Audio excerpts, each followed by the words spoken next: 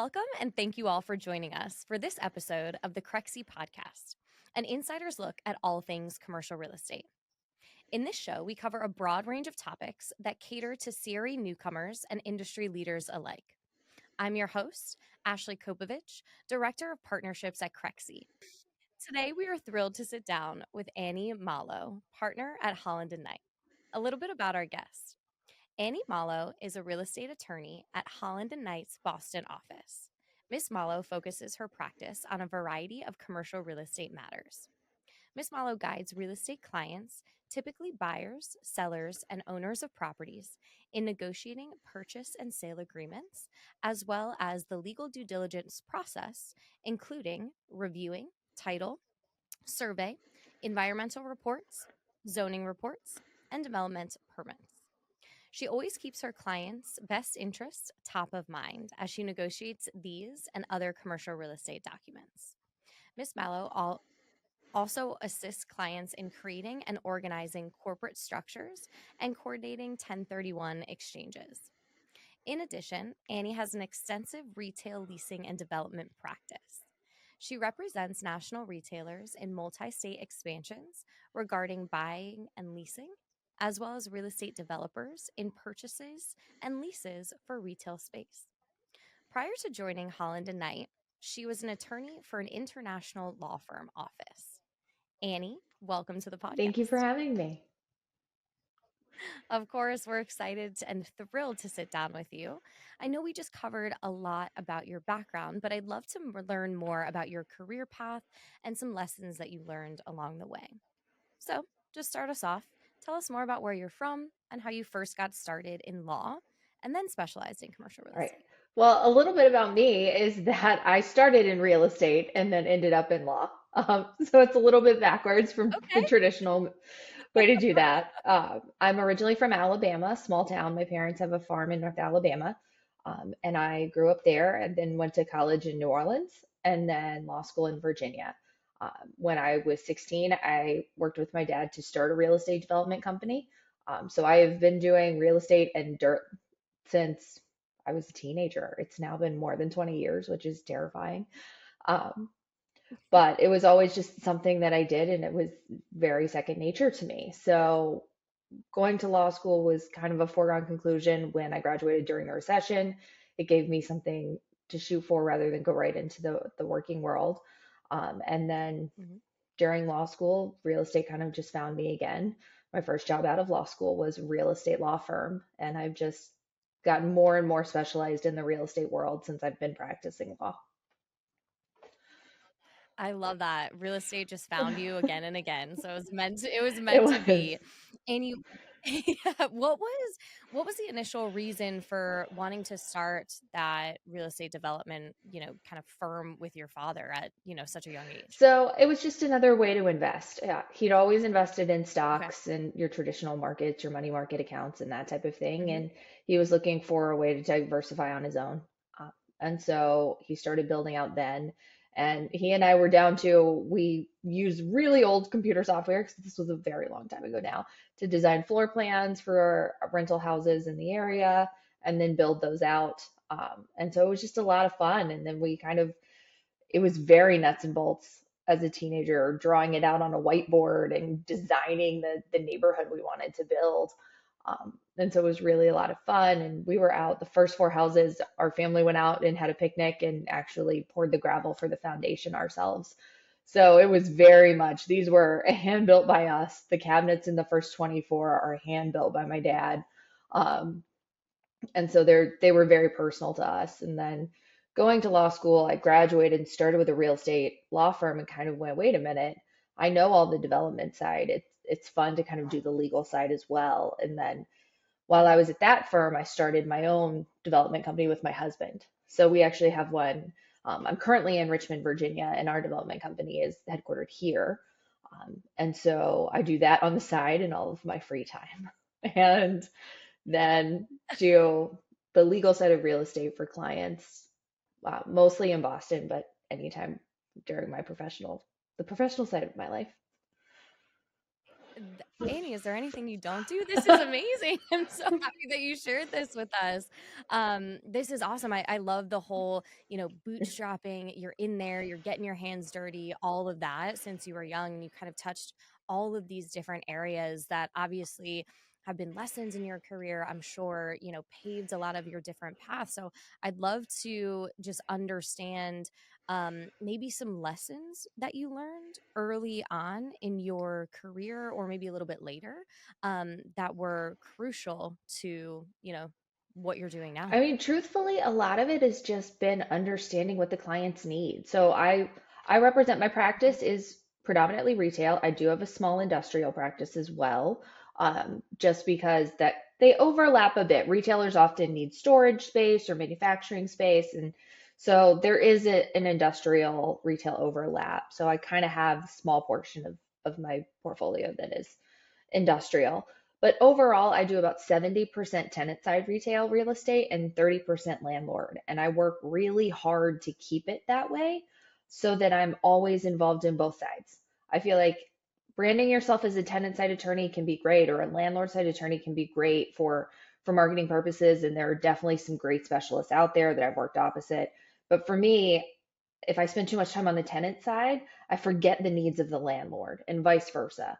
And so I just really feel like having the two and being able to speak to, well, my tenant clients right now are worried about this problem. My landlords are worried about this problem. And if we understand both sides' needs, then you can usually get to a document that addresses all of them. When you're negotiating in a vacuum because you don't understand the other side's position, then it's hard to understand. It's hard to reach a middle ground because you only understand one side. So that's I feel like I didn't totally answer the question. Sorry. No, that's amazing. I mean, I think right there it's just being well rounded, right? And just having same exact thing that you've done since you were younger is know everything about the business, knowing both sides, educating yourself, and then being able to use that, in your negotiation tactics, which obviously we'll discuss a little bit later about the needs of tenants, about the needs of landlords and owners and things like that. So would love to understand your perspective, but I think that's perfect. Yeah. Be well rounded, always educate yourself and kind of have a strategy in place that It works. is fun sometimes when a landlord reaches out to me or a client reaches out to me and they do have the ability to say, well, what would you do in my situation? And Yes, unlike a lot of lawyers, I can actually say, well, I've been in your situation. I know how developers work. sure. I understand how the construction draw process works and how, how cash poor or cash heavy you can be at any given time because of the way just development works. And that's a Right. lot of things that I can understand and relate to the situation that particularly my developer clients are in. But on the tenant side, I can go, well, the reason they can't pay you in this manner, or the reason they can't agree to tenant improvement allowance payment structure like this is because they're simply not going to have it. They can't agree to build out the whole Mhm. shopping center when you're the first tenant because they haven't leased it to everybody yet. And their lender that is going to give them the build out funds and the construction funds is going to rely on those leases being in place before they're going to issue the money. So there's just a process and a way of understanding how cash flows into and out of, particularly developers, that makes doing new shopping centers or redevelopments of shopping centers so difficult. And if you don't truly understand how the flow of funds work, you can be fighting and saying, well, we have to have this, but not understanding that they simply can't give it to you. It's not that they want to be difficult or they're trying to be hard. It's that they're not in a place at that point in the lease period to be able to help you out there. Sure. And I love that you're sharing that with all of our listeners because that's from your Mhm. experience, right? So I would love to understand maybe who some of your mentors were, how they shaped your career path, maybe Mhm. for some people that don't have as much hand-on experience. So give us maybe some of the little tidbits for you, mentors, things that you learned, things that you've done either early or later in your career. It's been a mix of people, honestly. I mean, I started with my dad, so you can't miss him in general, just figuring things out together, understanding that, you know, I think my greatest thing to discover when I was becoming an adult was that the adults don't have it all figured out either. Um, When I became a lawyer, learning that law and order in perfectly scripted worlds didn't actually exist when you were a lawyer and you could kind of figure it out as you go. It was the greatest gift ever. So starting with my dad and learning that process was just invaluable. Being very hands-on, having to lay the gravel, having to understand the cost of the materials and saving money building it Mhm. ourselves. It was just something you had to have. And then as an attorney, I have really kind of run into some really impressive attorneys in my career, and I've been very, very lucky. I kind of have a backwards career progression for most. Most would prefer to go to law school, come out, go into big law, and then as you pay off your student loans or you start a family or that type of thing, a lot of people move into smaller firms. They have a client base, so they prefer to be in something smaller that they have a little more autonomy. And I've done it the exact opposite. I started at a three-person law firm and learned it was so much fun. Those gentlemen are still practicing today, and I believe most of them are in their 80s. But my first day on the job, the named partner on the door walked in, handed me a survey, and said, "We're driving out there. Let's go." And we walked to the perimeter and we figured out that the survey legal description didn't close. And we had an entire discussion about how we figured that out and the problem with the real estate conveyance and all the title issues that came with that. And I could do it on the ground in the dirt itself. And that was something that you don't get at a big law firm because they just don't have the ability to do that. So learning from him and his contemporaries, I learned on the ground dirt real estate. And then moving from there, I moved into an AmLaw 200 firm, which was a 450 person law firm with much broader reach. And then from there, I was able to move into an AmLaw 25 firm, which is just given me the ability to have a team that is so much fun to work with, but a team nationwide that just gives us the ability to service clients that are nationwide. And the resources in big law for what I do are really invaluable. So it works better that I'm in big law, but I do understand that a lot of people kind of move the opposite direction. Yeah, yeah, for sure. So, talk to us a little bit about that. You kind of mentioned previously that the lawyer or law firm lifestyle isn't for everyone, right? So, what qualities do you think that it takes for someone to thrive in this environment, or talk maybe about some of the perks, or what some of the challenges? So the truth is, I think it's a personality fit. It's not, Hmm. I have this conversation. I do, because I'm a partner now, I do work with a lot of junior associates and I see them, they come out of law school and law school still kind of trains you to be a lawyer in a giant firm. It teaches you about the billable hour and 6 minute increments and all of these things that are super overwhelming. And the reality is not everybody is successful. Lawyers in general went to law school because they were probably strong academically in college. They've been told that their entire lives, and they like to reach goals and achieve them and exceed them. And that's just kind of the personality that goes to law school. And that doesn't necessarily translate to hitting your numbers and billing a client in 6 minute increments and 2,000 or 2,200 hours a year. There are some people that excel more outside of that very finite structure. And a lot of times you don't learn that that's not the best fit for you until you're 2 or 3 years out. And so I do often have that conversation with junior associates who are struggling in the law firm setting because it is very regimented. Your time is accounted for. If you get up and go to the ladies' room, that's at least 6 minutes that you don't get to bill that you have to make up. If you take a holiday, we don't really get PTO.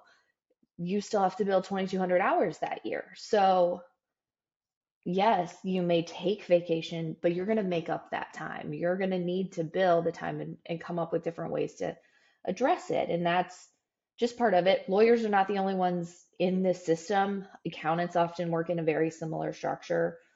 Some consulting businesses do as well. But that billable hour market, it's hard. It is a way of training your Hmm. brain, keeping up with how long you've spent doing things, how long things should take, how much you like there are times when you spend way more time and you really just can't build a client for that. So you know you're going to eat that time. And that's a Hmm. hard life.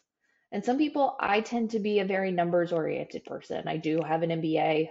I do have a development company. I realize that financial numbers, spreadsheets, that thing works for me. So having a number, having a tracking, hitting a number, billable number, and a dollar amount every year, every day, I can be very successful that way.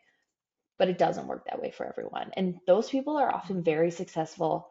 It doesn't mean they're not great at the subject matter or they're really good and comprehensive in certain areas. And so those people are very successful when they do things like go in-house as a developer. And then I get to have the conversations with them because I know they know the subject matter, but they're not on the clock. And it's just Mhm. much more successful. So honestly, that is a conversation that I don't think is talked about as much as I would like to see it talked about in big law. But you can be a great lawyer and not necessarily fit into that super regimented system that we do have. And then there are some people that are just really good at it. Like there are some people that bill their time, they are always on it, they know exactly how long things are going, and they are very successful at hitting numbers and hitting financial goals and that type of thing. And it's great. And you have to have both. Yeah, I love that. That was beautiful advice to our listeners. So thank you so much for sharing. Going with some of your experience, obviously in this space, do you have any favorite cases or most creative deals that you've worked on in the past that you can share with us? So, so one of the things that I have loved about real estate is it is a puzzle. And I don't know if a lot of people realize that, but from the legal side, it is plats. And if you think about it, they're kind of maps and they're in different, they break up the parcels in different shapes. And it's a little like a puzzle and figuring out if all the pieces fit together and who Mhm. owned what and at what time and who properly conveyed it. And things like typos, age, stuff like that creates title issues, which is a really boring part of what we do, but it's also a really fun and interesting way when you start to put together who owned this, who sold it, who died and left it to somebody, where the legal descriptions changed. And a lot of times it's typos that then get conveyed for decades because no one ever runs the legal. And so I've always enjoyed the puzzle of that. And shopping centers are like going from a 100-piece puzzle to a 1,000-piece puzzle. It's there's so much more going on because you essentially have two parties for every parcel and sometimes more. But if you think about it, you have the landowner or the landlord, and then you have the tenant. When you have a big box tenant like a national retailer that has 100,000 square feet, I mean, they have more power than the landowner. So you're not just dealing with trying to figure out what it means for the land, but you're dealing with their lease and the terms of their lease on top of it and their approval rights and all these different things. And then often shopping centers are developed by a single developer and then pieces are broken off and sold to others. And you can only change the terms of an agreement for what you own, which means you have to go back and figure out when this restriction was put in place, who owned what and what did it affect? And does it affect my property? And maybe not. Maybe it was done after my property was conveyed out of the shopping center. And it's a lot of timing, it's a lot of drawing, it's a lot of mapping. I think my paralegal thinks I'm a little nuts because I will print out a huge plat. And back in the day, in like the 80s and 90s, they used to scan those giant plats and just stack them so Mhm. that it was still an 8 by 11 page, but it was like this thick. So now to put Yeah. it all together, you sit in the middle of the floor and you have to tape it all back together. It literally is putting it back together like a puzzle to figure out where your Mhm. property is. And I'll have those all spread out sitting in the middle of my floor in my office, trying to figure out what it used to look like, what it looks like now, and how Mhm. things work. And when you have that type of problem, you have to get Mhm. creative. I mean, real estate law is so finite. It's this person owns it, and then this person dies and this person inherits it. Or this person owns it and they granted an easement to this person, and those people are happy.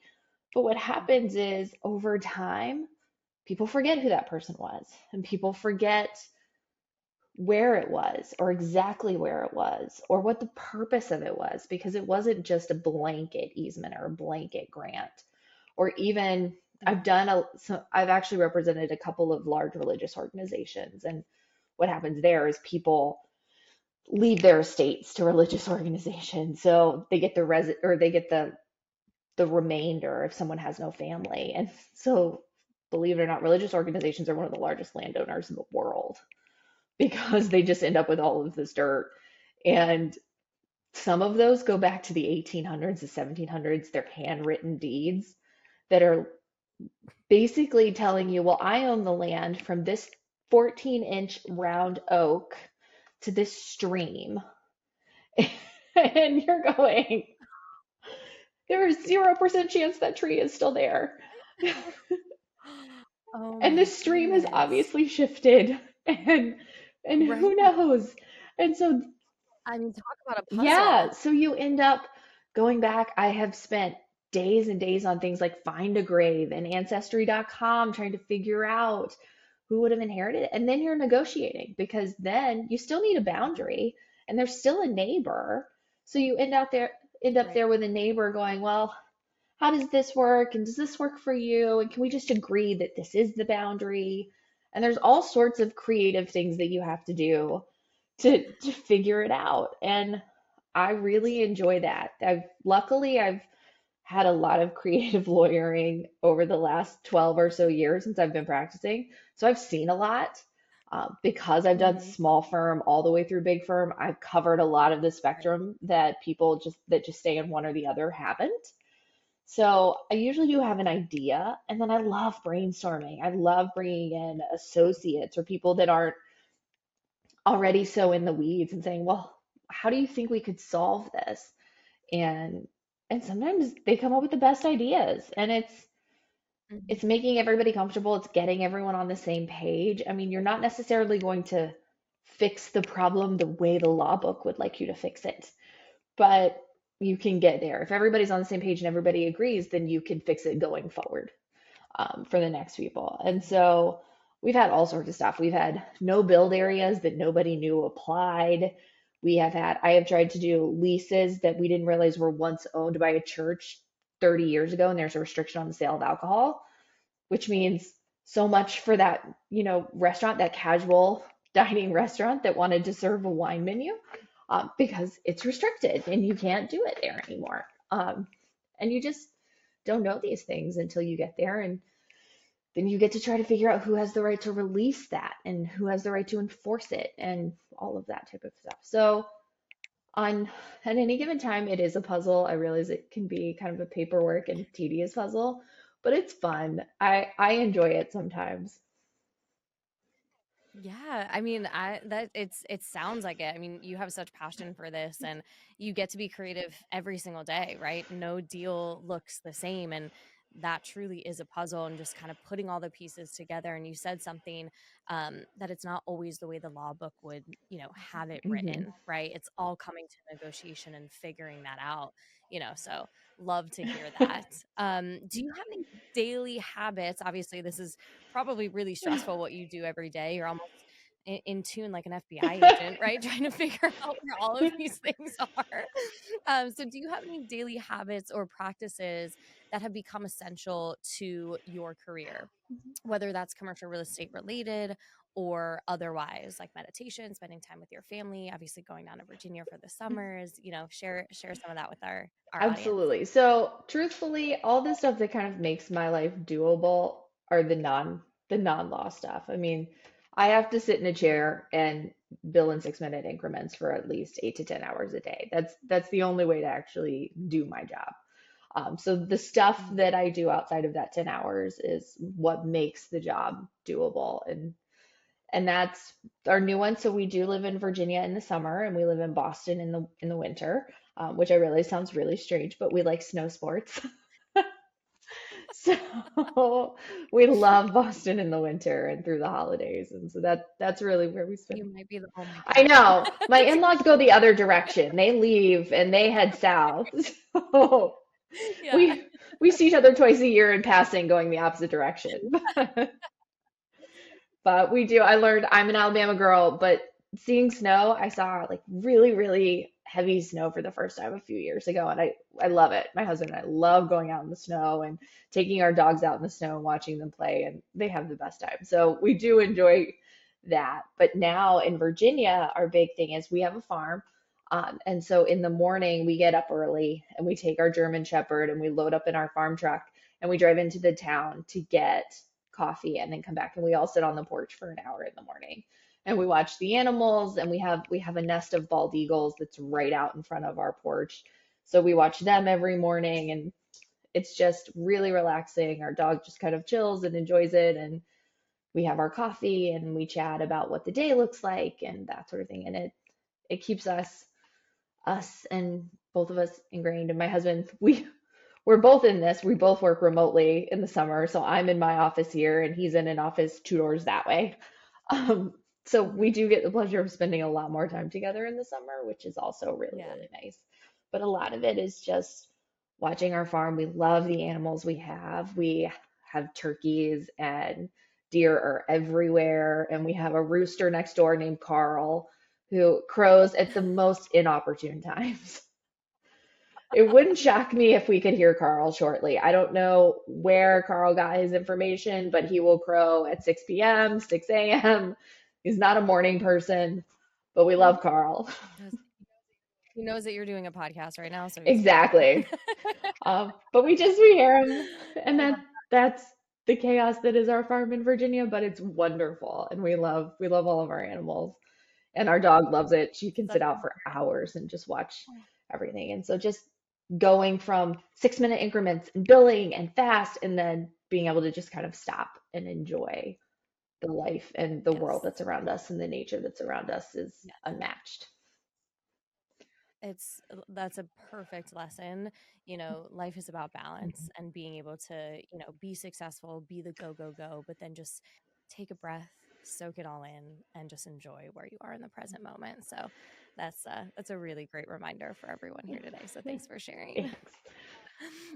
Going into a second topic, more for law focused and things like that. So obviously, as an attorney who's overseen her fair share of deals, I'd love to just talk a little bit more about today's transaction landscape. Mhm. So, what kind of deals do you focus on specifically? I think you mentioned a little bit about this earlier, but tell us about your specialty, and then what makes these type of deals unique amongst other commercial real estate transactions. So my practice and the team that I manage at Holland Knight does retail. Again, we have a little Mhm. bit of the industrial side, but it's still semi-retail connected.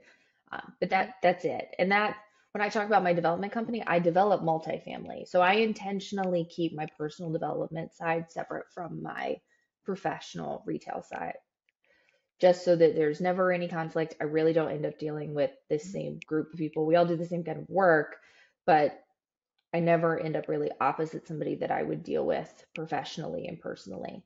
Mhm. So professionally, it's very much retail heavy. And that's been very interesting in the last decade, truthfully, because retail has kind of been readjusting. It's moving away from the mall world into more of a strip mall, into more of an outparcel shopping Mhm. center, big box kind of setup. Yep. And then you had COVID where everyone went, oh, well, retail's gone. It's going to be it's going to be all online. Nobody's going to want retail. They're all going under. And, you know, that has not been the case. My clients have been doing gangbusters. Tenants are Yeah. expanding. I think people went, wait a minute, I was trapped in my house for 3 years. Like, I want to go buy that dress in person. I want to go try on these shoes. I'm Yeah. tired of ordering from Amazon. I think you still get your necessities and that sort of Mhm. thing. Amazon's not going anywhere. But I think people now, same balance. Like nobody wants to Yep. always have to go to the store, but no one wants to always Right. have to order online and wait 2 or 3 business days for it. And so I think we're ending up in a balance. One of the really interesting things that I have seen is that because of COVID, and then because of all the changing in the costs of development, interest rates going up, but not even that, lumber prices have been very unpredictable. Steel prices, incredibly unpredictable. Concrete has gone up astronomically. That developers have kind of taken a pause and they've gone, wait a minute, I'm not, is retail really sticking around? Maybe we should hold off on shopping center development. And because they did that, the out parcels and a lot of the strip mall kind of setting is it's gone away. It's not available. So there's actually a huge crunch in retail real estate right now. You may want to do a deal, but you may simply not be able to find the dirt that you need to do it, which has not been the case. And really, I don't think people were expecting. Sure. So that's Sure. been the most interesting thing I would say in the last like 6 to 10 months where we really have run out of deals to do. And my clients are still doing a lot of deals, but they're not Okay. used to, they would have 3 or 4 sites and they would be like, we're kind of seeing, we're running the numbers, what does the traffic count look like on this one versus this one that's a block over? And now they're going, this is the only one in the mile radius, and this is where we need to be. So you are Yeah. getting a little bit more landlord leverage in the sense that if you have the dirt and you have the dirt in the location they need, there's less options out there. You have less competitors. So that's happening. But at the same time, you have landlords, they're still going, I can't predict the cost to build. And so you have a lot of them just Mhm. kind of holding back and saying, I'm not going to put it on the market. I'm going to hold it and see if it balances and my numbers work out next year as opposed to this year and just eat the carrying costs. Right. So Right. I would say that retail has come back. People were a little surprised by that. I think a lot of people thought it was going to go the way of office and be a huge concern. And in reality, it is there. But now with the current economic market, I think it's still a stressor, and we're still trying to figure out exactly where that all falls. Right. So you mentioned that your clients are still doing deals, right? So give us a little insight about the Mm. negotiation. So what does the negotiation table look like in retail deals that are being completed today? So I'm seeing rents go up just kind of across the board because the cost of capital has gone up. So landlords are Mhm. not, they may not be spending more in actual purchase price on property, but if they're borrowing it, and many of them do, they're paying a lot more for it. The difference between Mhm. 3% and 7% is huge, especially when amortized over 20 years or 30 years. So it's they're having to demand a higher rent in order to cover their costs. The other piece of that is Sure. you're getting less TIA, you're getting less tenant allowance because again, a lot of Mhm. landlords borrow that. They don't necessarily just have the capital sitting around. So it's factored into the purchase price, the TIA that's going out. So they're paying Mhm. 7% on that. Um, and then I'm also just seeing landlords being less willing to do landlord work than they used to. So used to, you might Mhm. see, well, I'm giving you a warm white box. So you're going to have your electrical, you're going to have your mechanical, you're going to have your plumbing, and all you need to do is hang sheetrock, paint it, and you're good to go. Now I'm seeing it. You're getting it the way the guys that left before you are leaving it. And if they left every table, every chair, every shelf, then looks like you got to empty it out. And there's just they're being a little less willing to do things because they simply don't know the cost of them. Right. And they have that leverage at this point. They do. And again, leverage is always location specific, right? If the whole shopping center is empty, they probably Mhm. still don't have the leverage. But Right. but if it's a really desirable location Mhm. for a particular tenant or they need to be there, um, then yeah, landlords are having a little more leverage. We're seeing them push back more on leases than we were Right. seeing during COVID when landlords were kind of panicked about making sure they could fill space. Right, right. So, talk to us about some tenants of different varieties. So, how are some thinking about capturing space? So, like on a 5 or 10 year horizon, give us an overview of that thought process from the tenant side. Well, what I'm seeing is that most are still in expansion. The clients that are in expansion mode are still in expansion mode and expecting that to continue for the next 3 to 5 years. I will say out parcels are definitely expanding faster. So I see that your Okay. QSRs, your fast food restaurants, and anybody that typically, it's not always those, but coffee shops, fast food restaurants, and other quick service kind of industries, I'm seeing out parcels get snapped up pretty quickly. Inline space is a little slower. The other thing that I'm seeing really slow down is if a big box leaves, people are struggling. So you are seeing, I think we've had a lot of closures in the last few years. Was it Bed Bath and Beyond? I mean, Toys R Us has been a while now, but that was a big one. Mhm. There was recently another big box that's restructuring, and they're leaving behind 100,000 square foot spaces, and it's really hard to fill that space. So I'm seeing a lot of that, a lot of landlords having to be creative about cutting it up. And then I'm seeing a Mhm. lot of rezoning where they're trying to turn it into office space or mixed use. So it's not all just kind of strip mall with a big empty box. So Right. landlords are having to get a little more creative there. Um, that's the space where the tenant probably has a lot more leverage, um, just Mhm. because there's more unknown. It's a little bit harder to lease out. But the out parcels, I'm still seeing everybody. You're kind of your usual suspects are still fighting over those pretty closely. Yeah. Yeah. So then in your opinion, just to kind of give us a crystal ball here, what do you think is the most important to retail tenants these days? It really depends. I mean, a lot of That's a hard it's one. so hard, yeah, because it depends on the industry, um, and Right. that's really it. Some industries actually require that you can't be too close to one another. A lot of the franchise Mhm. agreements also have that, so you can't put two of the same tenant if you were the franchise owner. And say you owned a pizza restaurant, they're going to say, oh, well, your franchise agreement says they have to be at least 5 miles apart because then they take money Mhm. from each other. So Yep. Mhm.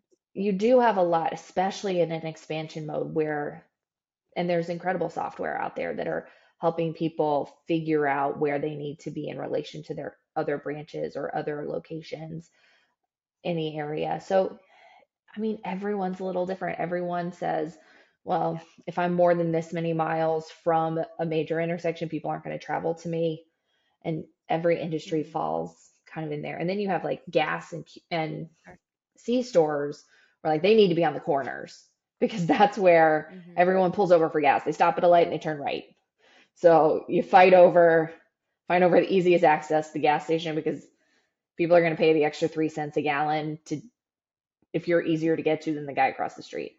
So it's Sure. really hard. That is very industry specific in my experience. Yeah. Yeah. No, I appreciate that. And that gave us a lot of insight as well into multiple different industries. I'm going to give you another tough one. Okay. Uh, so feel free to take this how you will. But what would you think is the most important to landlords these days? I mean, landlords, it's covering their debt, and I mean, Yeah. that's it. I think Number one. it's number one. Yeah, Easier than the previous it question. is. It's covering the cost of their being there, and Mhm. with the cost of capital, with the cost of loan money, and one being able to get loan money. So a lot of landlords just Mhm. depend on being leveraged to a certain extent. It's very common. And there was a point where lenders, traditional lenders, and even non-traditional lenders in the same of like equity investors or JVs or even investment firms where they have a real estate fund were kind of pulling back on retail because of the unknown. Mhm. Or in order to cover the risk that they saw, they were raising the interest rates on retail and preferring multifamily or preferring industrial there for a while was all anyone wanted to loan on. So Mhm. that's really it. I mean, I think most landlords are going to have a preference. They're going to have a preference for multifamily or industrial, or because they're going to have a niche that they're familiar with. They're familiar with the build out. They're familiar with the building maintenance. But overall, their biggest concern is making sure that they can pay their bills. Mhm. Absolutely. And you have such amazing insight, right? And this is purposeful and part of your strategy to be able to know both Mhm. sides. So, how important is it to have an understanding of the needs on the other side of the table when it does come to I mean, negotiating? I think you have to. You can, if there's something that just can't be had, then you're banging your head Mhm. against the wall. You're not going to reach a middle ground. And I do have some clients that either for regulatory reasons or international law or trading reasons, there are certain things they cannot agree to. And so Mhm. fighting over those provisions, it's not going to change anything. It's going to make my client feel like they don't move and that they're not being a willing participant. It's going to upset the landlord because they feel like, you're not meeting in the middle. But there are certain situations where you simply cannot. And it also works on the landlord side because of lenders, because it's hard to get lenders. Lenders are demanding things. They're saying, wait a minute, you have to have leases that are a minimum of 15 years because it doesn't amortize otherwise. They're saying, you can't Mhm. do a 3-year lease or you can't do certain things and they simply can't.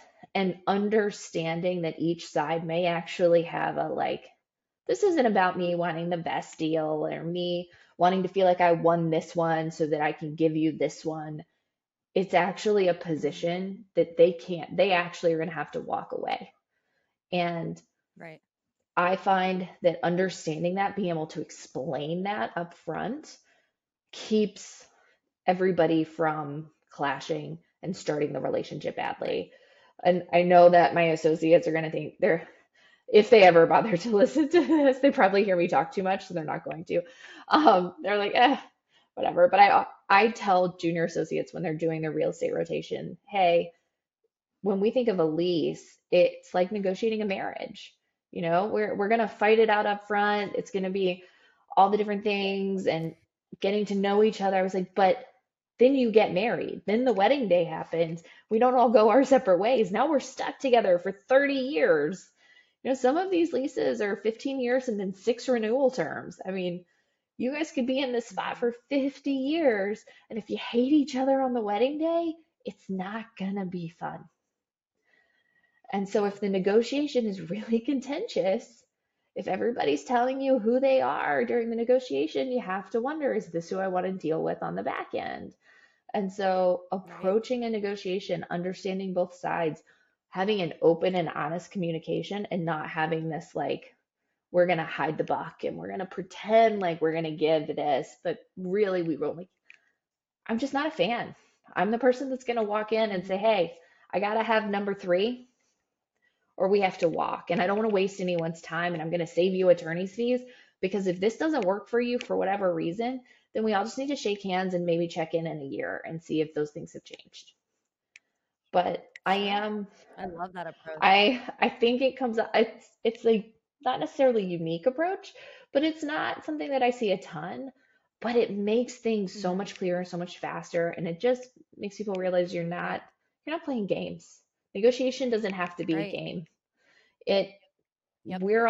our goal is all to end up in the same place with a tenant and a landlord Mhm. and a deal that works for everybody and everybody's making money. Right. So playing Right. this antagonistic role, if you want that, then you need to be in litigation, not what I do. Um, and I found Yeah. that to be Yeah. much more successful. Right. No, and then that's great. We're all looking for a common goal here. Let's just have an open, transparent, honest communication about, what it is, what we definitely need, where we can, Mhm. find some wiggle room and then go from there. So I appreciate you sharing that unique way of doing things, or maybe not as you said unique, but just not really done a lot, right? Mhm. There is a lot of smoke and mirrors. So how are some of the buyers and sellers or owners, tenants navigating a widened bid ask gap in the retail space?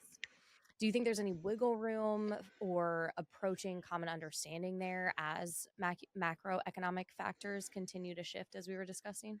So this one I think is, unfortunately, I'm not gonna have a great answer for it because it is a current problem. And I'm seeing it like right now. Sale prices have not come down to reflect the fact that the cost of capital has gone up. And so there is a problem there. There is a split between, a lot of your national retailers or even your landlords, your developers, they plan on a 3 to 5 year look forward period, right? Like nobody makes a decision. Nobody's going, oh, well, we want to put in that big box next week. So we're going to make this decision. They planned on having a big box in that town 3 years ago. And now the Hmm. process is coming. And so they plan so far ahead that, the budgets that were put in place 3 or 5 or 10 years ago by the company may not actually match what the market is doing. And we are kind of in this place right now where there is a pretty big gap between the two, which is factored into the fact that, yeah, we are seeing more deals, not stall, but people kind of trying to work out and address the fact that, like, it's going to cost more. Is it worth it? How is the income going to change? How is inflation factoring in? Um, right now, I'm seeing some people willing to pay more and them kind of meeting in the middle. But with Yeah. interest rates not really dropping, I mean, there's only so much middle that somebody that's borrowing money can do. I am seeing people with actual hard capital are still moving Hmm. people would actually, so if they fundraise, I represent a number of startups that are expanding. So they're new startup concepts and they've had a fundraise and brought in, $1 billion last year. So they're using actual capital dollars that they have in an account. They're not borrowing. They're able to kind of adjust to this market a little more quickly than somebody that has to borrow money. But Hmm. I think we're just gonna have to see how this works out, see how creative financing really comes around, or see if, the incomes and the projected profits maybe start making it worth increasing rents or paying increased rents, or if it really does kind of force our economy to readjust and lower interest rates a bit to kind of bring those two back together and encourage some more development. But I don't know. That's the really long-winded way of saying I'm not sure, but it is a problem, so it is still working itself out. So you mentioned that deals and due diligence are taking a lot longer these days and that vendors are backed up. Can you share some more about that? Oh, yeah. This is a really prevalent problem, and I'm sure a lot of people in the CRE space are facing it. But things like phase ones, diligence, title searches, zoning reports, those that used to take 2 or 3 weeks are taking 5, 6, 7, even 8 to 10 weeks these days. Permits are really far out in jurisdictions that used to, you kind of show up at the door, and if you had a Mhm. decent plan and a decent GC, they would be like, yeah, we got you. Here's your permit. Now we're taking 18 to 20 weeks. So development has just slowed down. And I'm seeing those terms. So a lot of the deals I do, the way it kind of works is we have a due diligence period up front, which is where you'll do true due diligence, environmental, title. Um, you may do your like property condition report, how bad's the roof, what does the electrical look like, that type of thing. I'm seeing those kind of stick in that 30 to 90-day range, depending. Your phase ones are pushing some of that out. I'm seeing people negotiate for environmental specific extensions. So not, we'll waive general due diligence, but we still don't have our phase one, or we still don't have, our zoning report, because we haven't been able to get anyone down to the zoning office. And so I'm seeing some diligence there. And then on the permitting side, I used to see kind of 180 being your back end. Like if you couldn't get it done in 6 months, it's probably because they don't want you there or there's a permitting issue. I'm now seeing that time period be 270. Um, and they're still scrambling at the end. These people are working quickly, they're trying, they're meeting with the locality, but the locality is inundated with applications. And so everything is just taking longer. And those same people, what happens is it took your surveyor, 2 months to get out there and manage to create your survey and your plat and your subdivision because they're backed up. And then you go to the locality and they have comments and has to go back to that same surveyor who's already backed up, who needs to fit you back in to make the changes. So it's backed up on all sides. And I'm definitely seeing a slowdown in that. And your landlords and your sellers are definitely pushing back, going, wait a minute, it only took me 90 days when I bought this property 6 years ago. And they're not liking the idea that you're going to tie up the property that long. But I'm not seeing a lot of wiggle room in that. And I do see it across industries. And I don't think people are just making it up. I really am seeing a slowdown. I'm seeing how many follow-ups, how many things are actually going on, and it is just taking longer. And that's unfortunate. I mean, it's great for the vendors. I guess they're really busy. So they're probably really happy, but it has kind of slowed down the process because there is just a lot out there. Sure. So then how can players in the CRE space overcome some of these obstacles or, can they? Where can, potentially new technologies like data analysis or AI play into some of these timelines or agreements, if at all? I mean, so I'm seeing people start diligence earlier. You have a couple of localities. I mean, New York City is known for its RFP process. So basically, people do their diligence before they make an offer, and then they close within so many days of that. I, I think we're kind of moving into some sort of middle ground on that. I'm seeing more people, if your seller or your landlord isn't going to give you more time in the due diligence period, then you're going to have to start doing your diligence earlier. So maybe before an offer or during the LOI phase, you're already doing a lot of it so that you don't miss your window.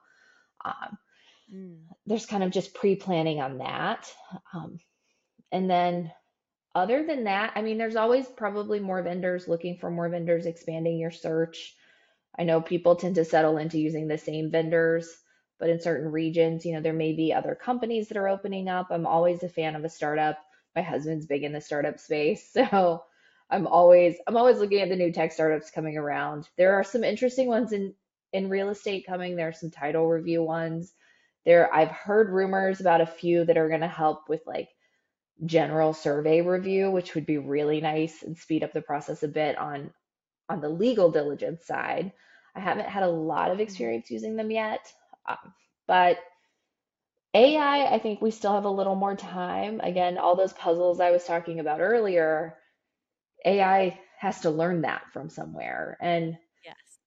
I think the creative lawyering with real estate is always going to be a little bit of need. Just like with litigation, you're always going to need a strategist, right? So I don't think that's coming around, but Mhm. I don't know. On the diligence side, it's definitely slowing down. We may just see, I mean, permits are permits. You can't build without them. So unless Mhm. localities start adopting more technology to speed up the permitting process, and that may be really where it happens, is we Mm. see it on the government side rather Right. than on the private sector. But they start Right. outsourcing. There are a number of smaller localities that have started outsourcing that. So you'll apply to the locality, but they actually hire a vendor or an engineer from outside to do the review, and it's passed through in your permitting fees. So that's Mm. probably the more imminent solution is either outsourcing or developing technologies for the government to help you speed up that Government process. localities. Sure. Well, we have a new business venturing. Yeah, I don't know. I don't know that I quite have the time for that. I'm all for beta testing, but Like, I don't think I'm gonna be the one actually coding. Um, I love it. But even still, that was perfect advice for our listeners. So coming in to our third and final topic of today. So, given your background and expertise, I'm sure our listeners are curious about your answers to a few rapid fire and words of advice okay. questions. Are you Yeah, game? a little scared, but All game. right, let's do Okay. it. So, first and foremost, if you were given $50 million today and had to invest it immediately, what would your go to asset type and location be and All why? right. So, I mean, immediately, probably multifamily. If I'm sticking in the real estate world, multifamily, because there's just such a housing crisis everywhere. So with 50 Yep. million, I'd probably be looking in cities, in kind of urban settings where the cost of Hmm. living is so expensive and the cost of housing and housing availability is just nowhere. So that's probably my go-to at the moment. I love retail. And my second one would be probably triple net out parcel leasing. Mm, But yes. right now in Okay. today's market, as a third party investor, I'm probably headed into apartment complexes and multifamily, maybe mixed use with some retail on the bottom. All right. Good answers. Good answers. Second question, and I promise this is not a trick question. What is your favorite tool or software you use on the job? Oh man. So I'm a lawyer, so we use really boring stuff. Um, I mean, like comparison functions, I probably use them 40, 50 times a day. There's nothing really exciting. I live in the GIS world, so I Mhm. send localities. I'm always on your GIS and your tax parcel, and real estate tax assessors websites. It's really not sexy at all. I don't, I'm sure there's some really, really fun like day-to-day stuff. I know litigators have some fun technologies. And then we do have my own. So one of the reasons I changed to Holland and Knight from my past firm and we brought our team was to develop a proprietary software for tracking. And so Sure. we actually have a proprietary software that we have developed that we provide to our clients as part of the retainer that they have with us that's included in our services that just tracks kind of the key legal issues. And the goal is to keep the deal on track. So every time an attorney touches it, and the attorneys are tasked with touching a deal at least once a week so that it's constantly moving forward. Every time they touch it, Hmm. they have to update the site so that Sure. it solves the, oh, I forgot about that. I forgot so many deals. It also solves Hmm. the, hey, where are we on this problem? Where, Right. the client follows up and they've got so many emails, they've forgotten that they got an email from you. They can go into our portal and see, oh, so and so sent me an email on Tuesday. I can go back and look for that rather than follow up and having your attorney say, I asked you that question a week ago. Um, so Hmm. that's probably where I spend most of my time in the software world. Um, but I love it. Yeah, and that's great. It's like an internal CRM system, right? Where you're keeping all your notes and all your things up to date, which we use all the time, and that's absolutely crucial to, understanding where things lie. yeah. So I love to hear that. Yeah. And then third, what is the most common misconception about your job or industry as a Oh whole? my goodness, my job. I mean, I don't think a lot of people know what I do. Truthfully, I mean, I think, It's like when your parents ask you, they're like, "What do you yeah, do?" I mean, well, so real estate, most people have bought a house or rented an apartment, so they're familiar with a broker and their jobs, but nobody really Hmm. knows what the lawyer does. So when it comes to like solving ownership, that's usually what I tell people is I solve the ownership problems. When you agree to buy Sure. something, I'm the one that makes sure that the guy selling it to you actually owns it. Um, Right. or the guy leasing it to you actually owns it so that he has the right to lease it to you or sell it to you. Um, but I I love it. think that's it. I honestly think people know that lawyers are involved in real estate, but I'm not sure that they Sure. truly know what we do. I think the other thing is they think we get in Mhm. the way. And you know what? There are a Yeah. lot of lawyers that do get in the way. I Mhm. try very, very hard to be a deal forward person. Keep the deal moving Mhm. forward. Can we reach a middle goal? Why are you being this? What is your position and why is it your position? And keep moving forward. Yeah. But I think a lot of people think lawyers go, oh, look at all these issues. We can't agree. And they're not proposing Yeah. solutions. And I don't want to be the deal block. I don't want to be the reason the deal falls Mhm. apart. And Right. so those are probably the two. One, what do I do? And two, are you just there to get in the way and make this more expensive? No, of course. Well, appreciate the clarity on the role in general and then just, making that deal move forward and we love that. Now last and probably most important question, and I'm not sure when this is going to air, but we're in the finals for the NBA right now. Celtics in 4? Yeah, it's probably more, yeah. We've got to see the Celtics. I know the world was so disappointed when the Bruins lost. So the city needs it. I know. I We know. have it. We had such a thing with the Patriots and then the Red Sox and we were doing so great. And now we're down to just the Celtics. Well, let's see if they pull it out. Again, I asked you a crystal ball question, so we'll So see if we're right, but Celtics in I 4. know. I hope so. Green's my favorite color, so it's a good There you go. color. It's a great color. I love it as well. Well, thank you, Annie, so much for joining us and sharing your insights. I know you're very busy, so we truly appreciate you sitting down and taking the time to share all of your insights with us. Where can people find you online if they want to get in touch? Email, LinkedIn, social media, give it to The us. fastest way to get me is anniemalo.com.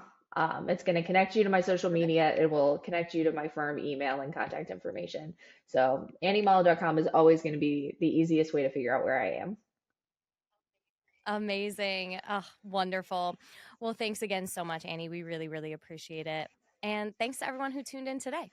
If you enjoyed this episode, do not miss the next one. Visit crexi.com/podcast and sign up to get the next episode delivered straight to your inbox. Of course, you can also subscribe to the Crexi Podcast on your favorite podcast app and check out our YouTube channel for video recordings of each episode. Take care and be sure to tune in next time.